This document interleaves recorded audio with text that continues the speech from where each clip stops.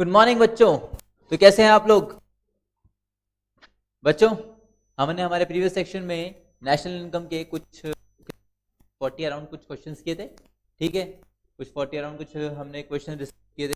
यहाँ पे हमने नेशनल इनकम को बेसिकली तीन में बांटा था। पहला basic concept of related aggregates, और दूसरा जो हमारा पोर्शन चला था वो था बच्चों हमारा related aggregates of national income, ठीक है। जो पहला जो पार्ट था वो तो हमारा basic concepts of national income, दूसरा था related aggregates of national income, ठीक है। तो वो दो टॉपिक्स हमने हमारे प्रीवियस लेक्चर्स के अंदर जो उनके एमसीक्यूज थे वो हमने कवर किए थे। तो बच्चों आज का जो लेक्चर है इसमें हम जो हमारा मेन जो पार्ट है that is measurement of national income, जहां पे हमारे फॉर्मुलेस का यूज करेंगे हम। जो हमने फॉर्मुलेस पढ़े थे जीडीपी एमपी को कैलकुलेट करने का, एनडीपी को कैलकुलेट करने का, चाहे वो इनकम मेथड हो चाहे वो एक्सपेंडिचर मेथड हो, तो हमने जो मेथड्स हमने पढ़े थे हमारे लेक्चर्स के अंदर, ठीक है, वो जो मेथड्स थे उन पे बेस्ड ऑन क्वेश्चंस आज हम करेंगे, ठीक है। मेजरमेंट ऑफ नेशनल इनकम आज भी हम 40-45 कुछ क्वेश्चंस में करेंगे। तो इस तरीके से कुछ अराउंड आपके 80 या 90 क्वेश्चंस का आपका प्रैक्टिस हो जाएगा नेशनल इनकम का, जो आपके एग्जाम के पॉइंट ऑफ व्यू से सफिशिएंट रहेगा, ठीक है। जो क्वेश्चन आएगा वो इन्हीं पे बेस्ड ऑन हो सकता है, इसके अलावा कुछ और क्वेश्चन मुझे नहीं लगता कि आना चाहिए, ठीक है बच्चों। तो चलिए स्टार्ट करते हैं बच्चों आज का सेशन हमारा, जहां हम बात करने वाले हैं मेजरमेंट ऑफ नेशनल इनकम के कुछ एमसीक्यूज का, ठीक है। देखिए पहला क्वेश्चन बच्चे बोल रहे हैं हमको विच of the following is included in compensation of employees. अच्छा, कॉम्पनसेशन ऑफ एम्प्लॉइज किसका आइटम है? नेशनल इनकम के अंदर इनकम मेथड में आता है। अगर आपको याद हो तो इनकम मेथड था CEO plus OS plus MI, यानी compensation of employees plus operating salary plus mix income, ये पढ़ा था हमने। तो कॉम्पनसेशन एम्प्लॉइज में बताओ बच्चों, इन चार में से कौन सी चीज है जो कॉम्पनसेशन एम्प्लॉइज में आ सकती है, which forms the part of compensation of employees? Options, पहला डीएनएस अलाउंस, दूसरा tools given to employees to be used during work, payment by insurance company to an injured employ, या contribution by employ to provident fund. बताइए इन चारों में से कौन सा जो एक पार्ट है जो आपके कॉम्पनसेशन ऑफ एम्प्लॉइज का पार्ट बनेगा? डीएनएस अलाउंस नाम सुना है कभी? डीएनएस अलाउंस बोलते हैं वैसे इसको बोलते हैं महंगाई भत्ता, नहीं हिंदी में बोलते हैं महंगाई भत्ता। मतलब ये क्या होता है? डीए बोलते हैं इसको, डीए का रेट। अगर आप लोगों ने सुना हो कि गवर्नमेंट एम्प्लॉयज को डीए मिलता है, जितना उनका बेसिक सैलरी होता है ना, कुछ परसेंटेज में उनको डीए मिलता है। डीए मिलता है कि भाई आज के ज़माने में जो महंगाई का रेट चल रहा है उस महंगाई के रेट के हिसाब से उनको अलाउंस मिलता है कि आप क्या कर सको, आपकी जो सैलरी है फिर वो इतनी हो सके कि वो आज की महंगाई की को क्या कर सके, टैकल कर सके, ठीक है। तो डीए जो होता है बच्चों वो हमारी सैलरी का ही पार्ट होता है। जब हमारी सैलरी शीट बनती है बच्चों, तो डीए और बेसिक सैलरी जो होती है दोनों को मिक्स करके हमारा ग्रॉस सैलरी बाद में निकलता है, ठीक है। तो DA is the part of compensation of employees, okay. Tools given to employee to be use during work, ये कोई सीईओ का पार्ट नहीं हुआ, क्योंकि सीईओ का मतलब क्या होता है? कॉम्पनसेशन ऑफ एम्प्लॉइज का मतलब क्या है कि मैंने जो फैक्टर सर्विसेज दी हैं उसके बदले मुझे जो भी इनकम मिलने वाला है वो मेरा सीईओ में आता है, अगर आपको पता हो तो, ठीक है। तो डियरेंस अलाउंस बच्चों एक तरह का हमारा सीईओ का पार्ट होता है, ठीक है। तो इसका आंसर ए है, बट स्टिल मैं आपको बाकी के पॉइंट पे समझा रहा हूँ ताकि कोई कंफ्यूजन ना रहे। सी वाला है बच्चों पेमेंट बाय इंश्योरेंस कंपनी। अरे इंश्योरेंस कंपनी अगर एम्प्लॉय को पेमेंट करे तो उससे वो सीईओ का पार्ट नहीं है बच्चों, ठीक है। Contribution to by employ to provident fund, अगर एम्प्लॉय खुद प्रोविडेंट फंड में इन्वेस्ट कर रहा है तो वो पार्ट नहीं होता। अगर एम्प्लॉयर क्या कर रहा होता प्रोविडेंट फंड के अंदर कुछ कंट्रीब्यूशन दे रहा होता तो वो हम सीईओ में इंक्लूड करते हैं। क्यों? क्योंकि बच्चों सीईओ में एक पॉइंट आता है contribution to social security scheme by employer. तो प्रोविडेंट फंड एक तरह का सोशल सिक्योरिटी स्कीम है। अगर इसमें एम्प्लॉयर कंट्रीब्यूट कर रहा होता तो उसको हम लेते, यहाँ पे एम्प्लॉय कंट्रीब्यूट कर रहा है इसको हम इसलिए नहीं लेंगे। समझ में आई बात? ओके, तो इसका आंसर है ए फर्स्ट का कुल मिला के। Second, GDP MP is 1000, subsidy is 50, then GDP FC will be. तो बेटा यहाँ पे एमपी दे रखा है आपको, एमपी को आपको कन्वर्ट करना है इनटू एफसी में, ठीक है। यहाँ पे आपको एमपी दे रखा है, एमपी को कन्वर्ट करना रहेगा आपको किसमें? एफसी में, ओके। मार्केट प्राइस से फैक्टर कॉस्ट निकालना है, क्या करोगे? माइनस करोगे क्या? एनआईटी। एनआईटी का फॉर्मूला क्या होता है बच्चों? एनआईटी का फॉर्मूला होता है आईटी माइनस सब्सिडी, ठीक है, ये होता है फॉर्मूला। तो आईटी इनडायरेक्ट टैक्स दे रखा है क्वेश्चन में, नहीं दे रखा, तो आईटी कितना हो गया? 0। ठीक है, तो IT minus subsidy 0 minus 50, 0 minus 50 करोगे कितना आएगा, माइनस का 50 ही आएगा। और आपको MP से FC पे आना है तो आपको NIT माइनस करना पड़ेगा, तो माइनस और माइनस 50, तो माइनस माइनस हो गया प्लस, तो 50 विल बी एडेड टू 1000, तो इसका आंसर आपका 1050 यानी ए। ठीक है, सेकंड का आंसर क्या बच्चों, ए। क्लियर है बात? नहीं आया समझ में तो फिर एक बार देख लो, एक्सप्लेनेशन बता रहा हूँ।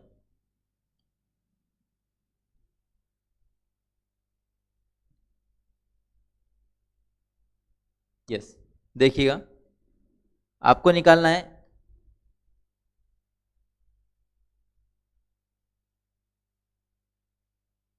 GDP FC, गिवन है आपको GDP MP। क्या होता है फॉर्मूला, GDP MP में से NIT माइनस करते हैं। GDP MP दिया 1000, NIT होता है IT माइनस सब्सिडी। ठीक है, NIT होता है IT माइनस सब्सिडी। क्वेश्चन में IT यानी इनडायरेक्ट टैक्स कुछ है ही नहीं, यानी 0, सब्सिडी दे रहेगा 50, माइनस माइनस माइनस प्लस हो जाएगा, तो दिस विल बी 1050, तो इसका आंसर आपका ए। ठीक है बच्चों, इसका आंसर आपका ए।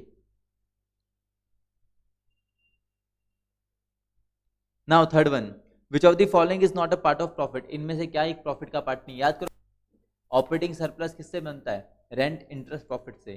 प्रॉफिट में क्या क्या आता है, याद करो, तीन चीजें बताई थी मैंने प्रॉफिट में, डिविडेंड, कॉर्पोरेट टैक्स और रिटेन अर्निंग्स, या we can say unretained profit. तो बताइए प्रॉफिट का पार्ट कौन नहीं है जो कॉर्पोरेट होता है, डिविडेंड होता है, रिटेन अर्निंग्स। मैंने आपको, royalty is not a part of profit. Royalty किसका पार्ट है, ऑपरेटिंग सरप्लस का, वो अलग से आती है, रेंट एंड रॉयल्टी। तो रॉयल्टी इसका आंसर है सी। ठीक है, सी नहीं, रॉयल्टी का आंसर रखा डी, थर्ड का डी। तो royalty is not a part of profit. Fourth, income method is also known as, बताइए income method is also known as distributive share method, industrial origin method, income disposal method, या none of these. बताइए, अगर जिसको ऐसा लग रहा है income disposal method, बेटा इनकम डिस्पोजल मेथड तो एक्सपेंडिचर मेथड होता है। ठीक है, इनकम डिस्पोजल मेथड क्या होता है, एक्सपेंडिचर मेथड होता है। तो इसका आंसर है बच्चों डिस्ट्रीब्यूटिव मेथड यानी ए।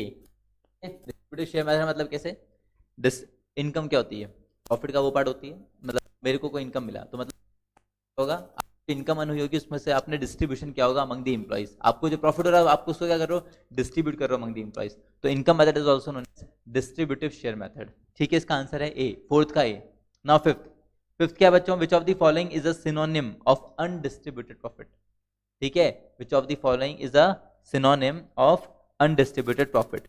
अनडिस्ट्रीब्यूटेड प्रॉफिट मतलब वो पार्ट जो प्रॉफिट का डिवाइड नहीं हुआ है, यानी रिटेन अर्निंग्स। ठीक है, answer retained earnings. Now sixth, the value of intermediate consumption, IC का वैल्यू आपको यू परचेज इज गिवन 1200। ठीक है, exports are of 600 and imports are of 200। तो बताइए इसमें आपको इंटरमीडिएट कंजम्पशन का वैल्यू निकालना है, IC। इंटरमीडिएट कंजम्पशन क्या होता है बच्चों, याद करो, इंटरमीडिएट कंजम्पशन क्या होता है, what is intermediate consumption. Sir it is the expenditure on intermediate goods, it is the expenditure on intermediate goods. ठीक है, तो देखिए expenditure on intermediate goods, intermediate goods क्या होते हैं, बेसिकली ये वो गुड्स होते हैं जिनको यूज करते हैं टू प्रोड्यूस फाइनल गुड्स। मैंने बताया था purchase of raw material is also known as, क्या, purchase of raw material is also known as intermediate consumption. याद है बिकॉज रॉ मटेरियल परचेज करते हो उसको कन्वर्ट करते हो फाइनल गुड्स में, तो रॉ मटेरियल जो आपने परचेज करा, जितनी भी परचेजेस होती हैं आपकी, वो सब इंटरमीडिएट कंजम्पशन ही है।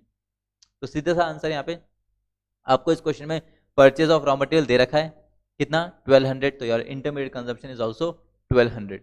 एक्सपोर्ट तो सेल्स हो गया, वो तो आएगा नहीं, इंपोर्ट भी परचेज होता है, बट यहाँ पे परचेज ऑफ रॉ मटेरियल दिया है, तो which means purchase of raw material में आपको सारी परचेजेस दे रखी है, फिर चाहे वो इंपोर्ट हो चाहे वो डोमेस्टिक परचेजेस हो, इसमें सब कुछ पहले से जुड़ा हुआ है, इसलिए मैंने इसमें यहाँ पे इंपोर्ट को अलग से नहीं लिया है। ठीक है, तो इसका आंसर है 1200 यानी 6 का भी A. Now seventh, which one is included in national income, बताइए नेशनल इनकम में इनमें से क्या इंक्लूड होता है। विनिंग फ्रॉम लॉटरी नहीं होता, मैंने बताया था इनकम मेथड के, हमने जब प्रिकॉशंस पढ़े थे तब मैंने आपको बताया था इनकम फ्रॉम लॉटरी नहीं लेते।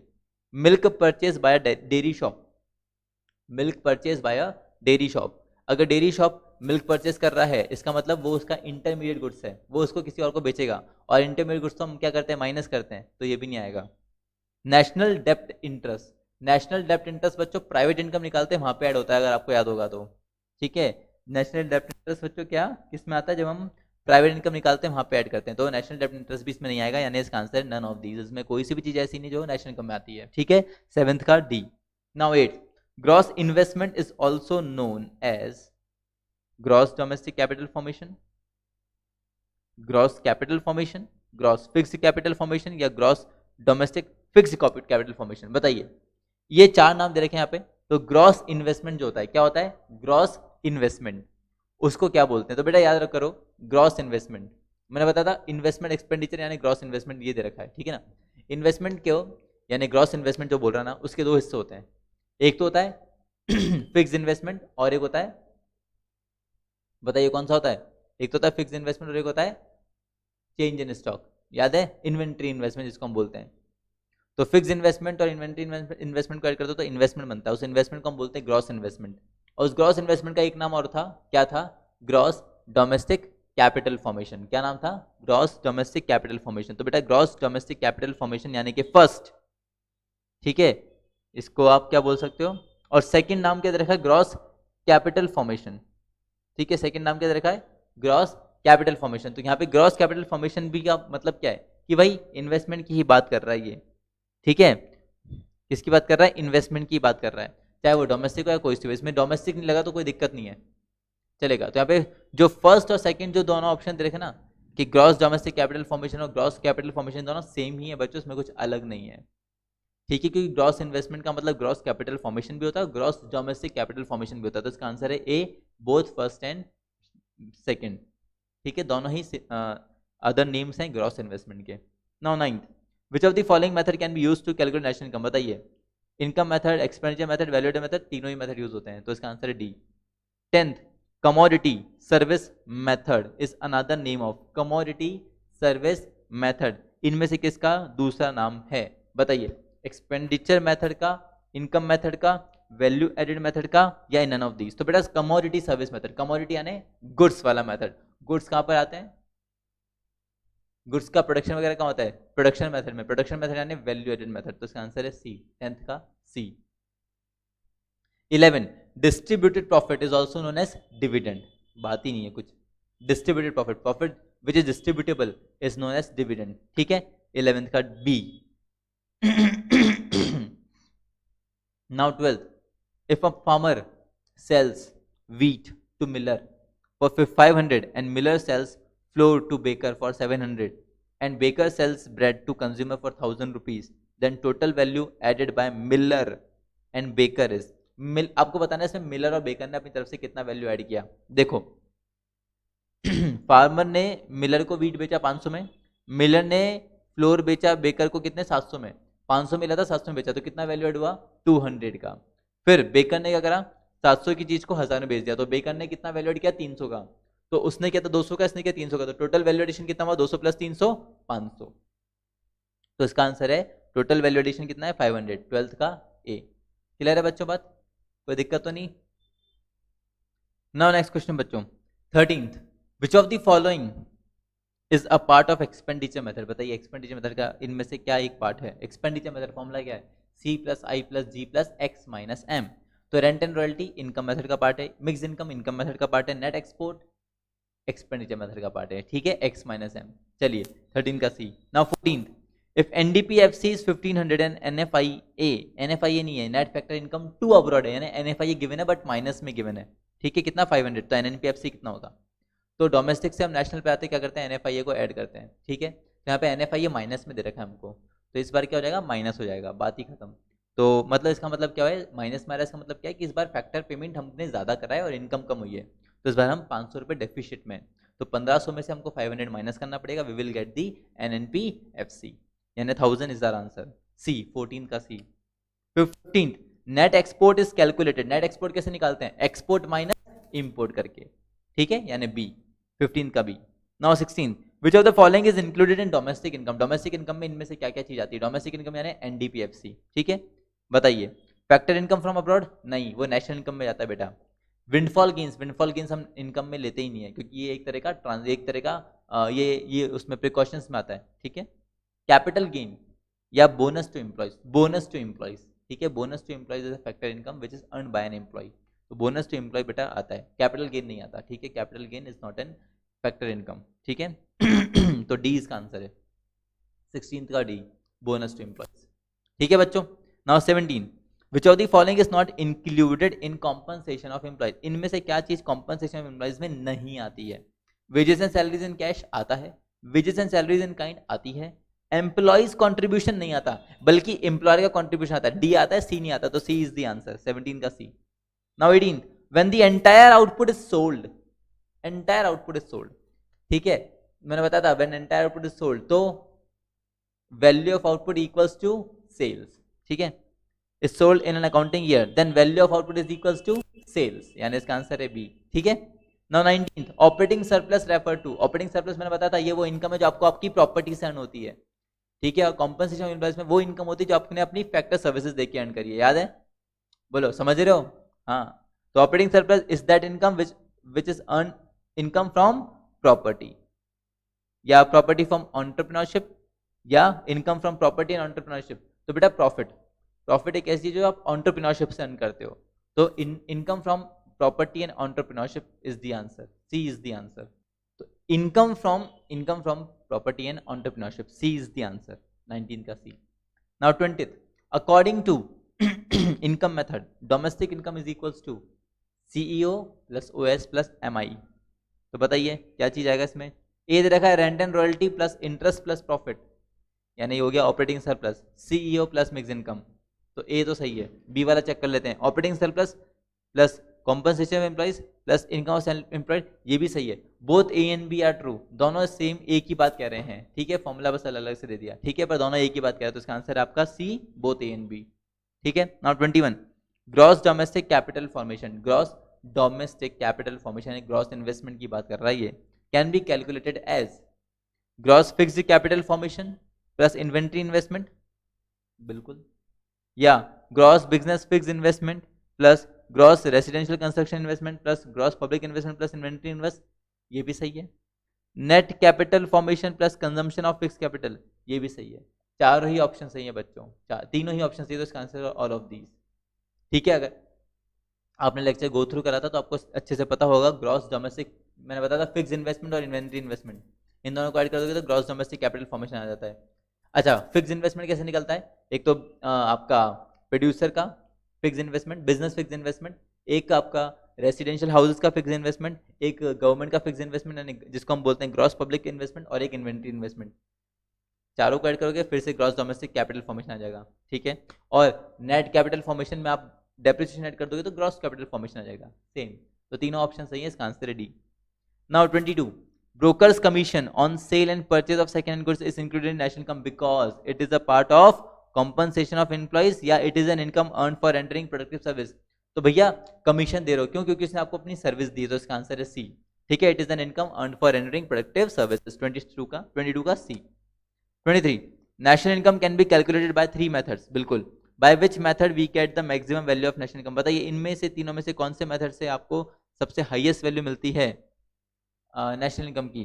तो बेटा तीनों में से कोई सा मेथड यूज कर लो, तीनों से आंसर क्या आता है हमारा? सेम आता है नेशनल इनकम का, ठीक है ना, तो इसका आंसर है D, that all 3 methods give same value of national income, ठीक है, यूज करो, आपका सभी मेथड सेम आएगा। Now 24, Piyush mother is a teacher, okay, she also teaches Piyush, okay, वो पीयूष को भी पढ़ाती हैं, how would you treat this while calculating national income and domestic income?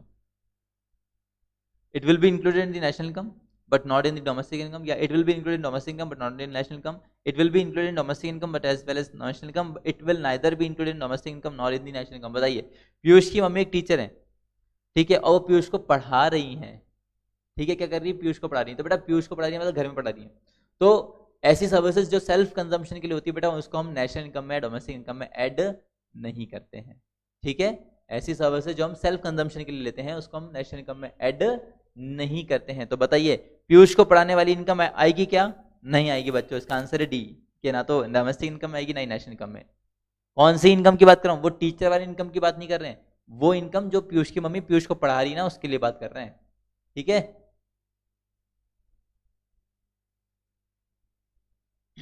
Now 25, which of the following will be included in national income? बताइए इनमें से क्या चीज नेशनल इनकम में आएगी? Sales of bonds by company, नहीं आता, बॉन्ड्स आर पेपर क्लेम इसलिए नहीं आता। Transport expenses by a firm, interest on loan paid by house hold to bank, मतलब इंटरेस्ट ऑन लोन तो ये हो गया वो इंटरेस्ट ऑन पब्लिक डेप्ट, तो इंटरेस्ट ऑन पब्लिक डेप्ट प्राइवेट इनकम में आता है, नेशनल इनकम में तो नहीं आता है, या none of these. Transport expense by firm, वो भी नहीं आएंगे बेटा, ठीक है, तो इसका आंसर है डी, नन ऑफ दीज, कुछ भी नहीं आ रहा नेशनल इनकम में। 26 national income includes only factor income, ठीक है, B is the answer. A growing country is one with rising GNP at constant price, या rising GNP at current price, या constant GNP at constant price। बेटा rising country वो है जिसका GNP क्या हो रहा हो, बढ़ रहा हो एट कांस्टेंट प्राइस, यानी ए इज द आंसर, यानी रियल इनकम की बात कर रहा है। जिस कंट्री का रियल इनकम इंक्रीजिंग होता है वो कंट्री क्या कर रही होती है, ग्रो कर रही होती है। याद है रियल इनकम का कॉन्सेप्ट बताता है मैंने रियल जीडीपी का कॉन्सेप्ट लेक्चर्स में, वो चीज।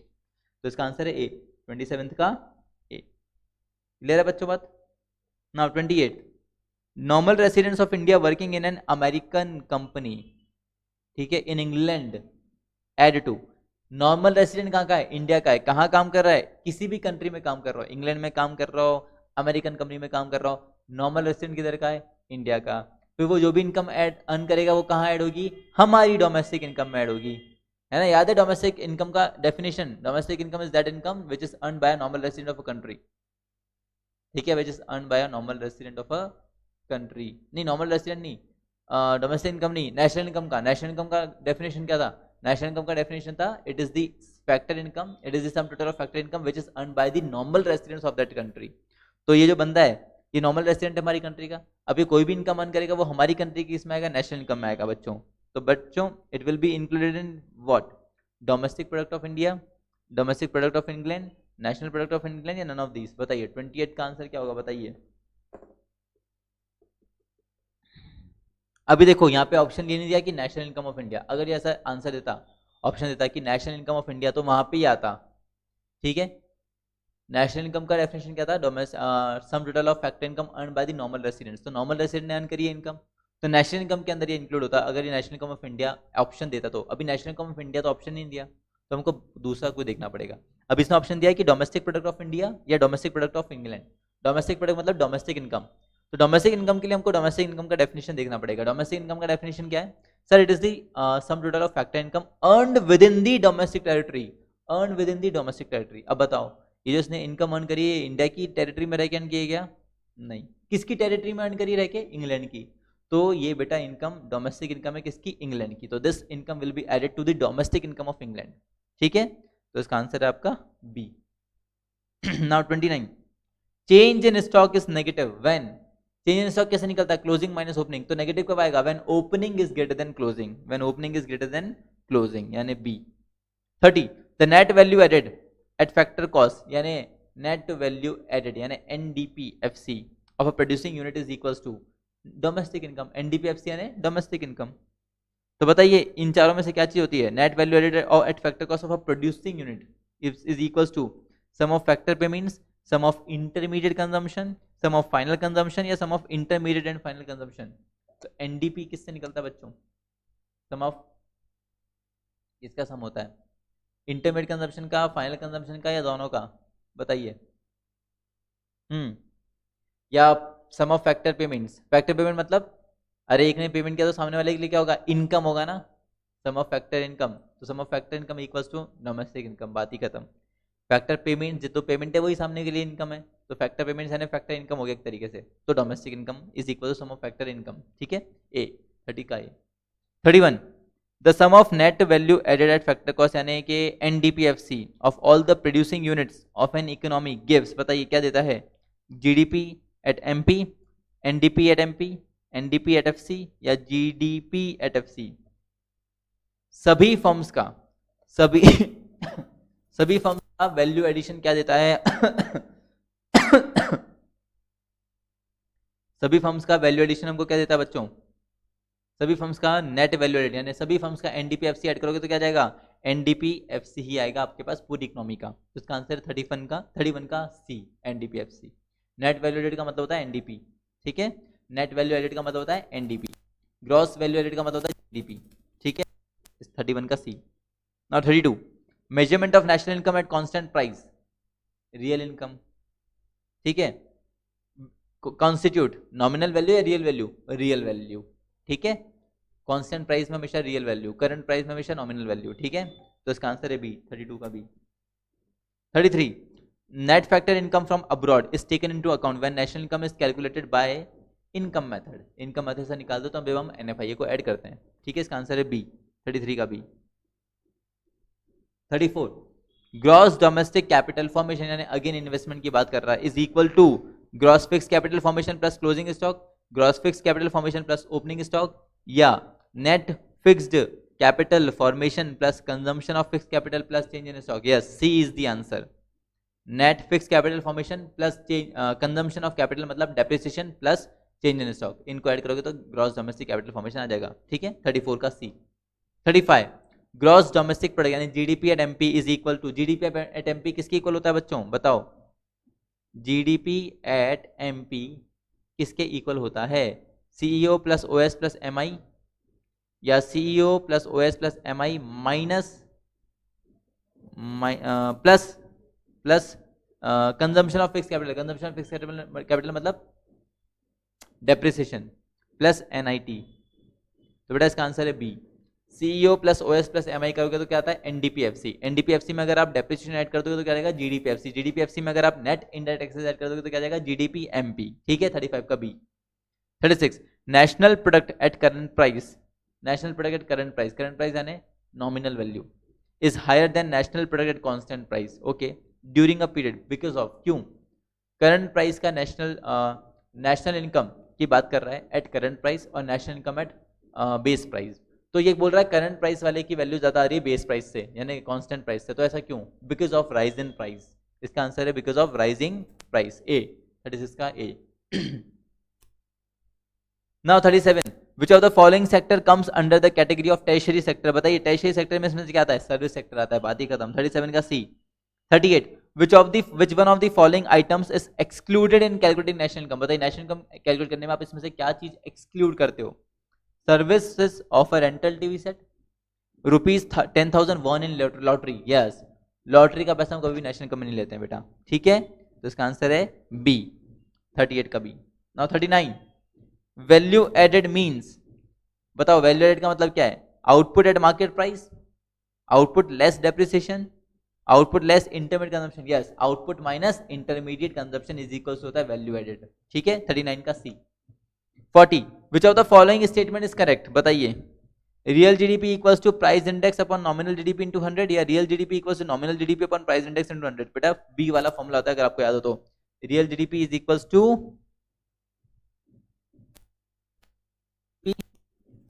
अपॉन प्राइस इंडेक्स इनटू 100, ठीक है। बी इज द आंसर, 40 का ओके। ये होता है फॉर्मूला रियल इनकम का, बताओ ये होता है क्या बच्चों फॉर्मूला रियल इनकम का, जी सर ये होता है।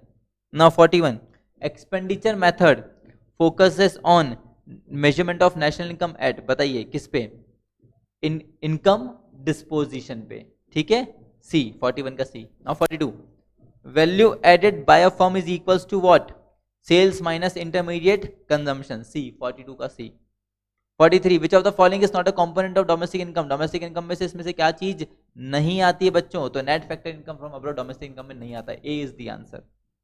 विच of the following flow chart is incorrect, domestic income कैसे निकलता है, OS plus profit plus compensation interest plus mix income, तो बेटा ए वाला गलत है क्योंकि profit is a part of OS, अगर प्रॉफिट ओएस का पार्ट है तो प्रॉफिट को अलग से नहीं लिखते, तो ए वाला गलत है, इसका पहला आंसर ही गलत है, 44 का ए। Now 45, which of the following is incorrect? GD, gross domestic capital formation equals to the gross domestic fixed capital formation, बिल्कुल सही, प्लस इन्वेंट्री इन्वेस्टमेंट, पहला वाला सही है। दूसरा, net domestic capital formation plus consumption of fix capital, इसमें inventory investment तो दिया ही नहीं, तो बेटा बी वाला इज गलत, ठीक है, बी वाला इज गलत। एक मिनट रुको, अच्छा नहीं बी वाला सही है, वो दे रहा है net domestic capital formation, fix capital formation नहीं दिया, नेट डोमेस्टिक कैपिटल फॉर्मेशन दिया है, तो नेट डोमेस्टिक कैपिटल में अगर आप डेप्रिसिएशन ऐड करते हो तो ग्रॉस डोमेस्टिक कैपिटल फॉर्मेशन आएगा, बी वाला सही है। सी वाला बोल रहा है net domestic capital fixed capital, यहाँ पे फिक्स आ गया तो फिक्स के साथ इन्वेंट्री ऐड कर दो तब जाके ग्रॉस डोमेस्टिक निकलता है, ठीक है, तो सी वाला इज इनकरेक्ट, ठीक है। Now 46, last question, Which of the following is not an economic activity, बताइए इनमें से क्या एक इकोनॉमिक एक्टिविटी नहीं है, and not included in national income. A lawyer doing his practice national income में आएगा, medical services by a dispensary आएगा। A housewife doing household work, a housewife doing house not included national income, तो इसका answer है B. ठीक है, तो बच्चों ये हमारे कुछ 46 कुछ क्वेश्चंस थे, 46 अभी हमने करे और कुछ 44 40 कुछ हमने पिछले सेक्शन में करते, तो हिसाब से हमारे नेशनल इनकम के कुछ अराउंड 90 क्वेश्चंस का हमने प्रैक्टिस कर लिया है, जो डिफरेंट डिफरेंट क्वेश्चन हमसे पूछा सकते सभी कर लिया है। स्टिल किसी को कोई दिक्कत तो बच्चों मुझसे आप पूछ सकते हो। ठीक है, यहाँ पे इसके साथ हमारा नेशनल इनकम का प्रैक्टिस खत्म हुआ बच्चों।